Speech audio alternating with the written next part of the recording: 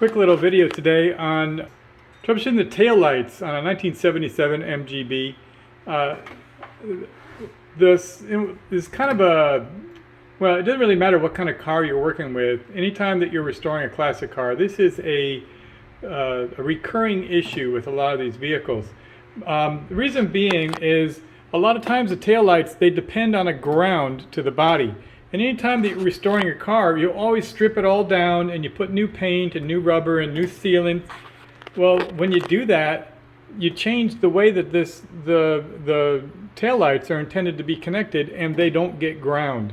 And this one over here, I have the headlights on. You can see I've got the running light here running, and even these license plate lights are on. But this one doesn't have a ground. And just to show you what it would look like, here's the primary ground. It's a little grouping of wires that come out of the wiring harness right here, and we have them screwed into a little screw right here. And what I've done is I put a little alligator clip on there, and I was testing it with my VOM. But you can see right here that if I take this lead, this is a lead to ground. You can see I've got it connected here to ground, and I just touch the post where the bolt is. Now I've got lights.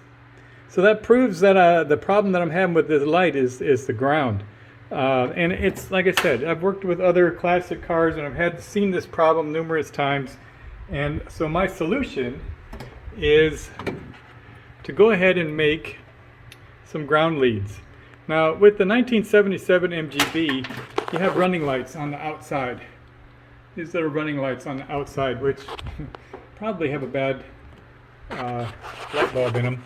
But the advantage to the running lights is they have a ground strap. This ground wire goes to the wires back here, and it leads back to this grouping of wires that go to ground.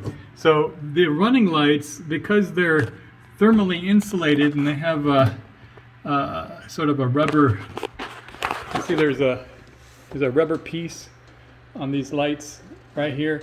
So they don't have the opportunity to be grounded to the body. So they have a ground.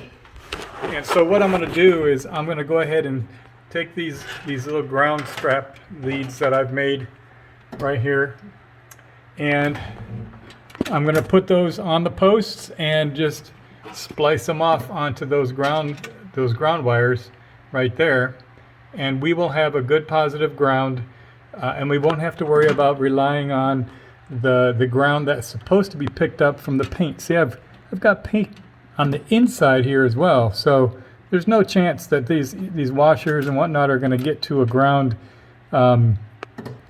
piece of metal. So this is going to be a great solution. I'm going to go ahead and standardize that on both of them, even though this one over here is working. It's been my experience with working with these classic cars that you think you got everything working, but when you take it in to get to your inspection so you can get get it licensed, it never works when you expect it to work. And you want it to be reliable. So yeah, so that's my trick right there. You take a little piece of wire and you put a loop on it, and then you just crimp these in with a little splicer, and you'll be done. So let's get that done, and I'll show you what it looks like afterwards. All right, there you can see the light is on.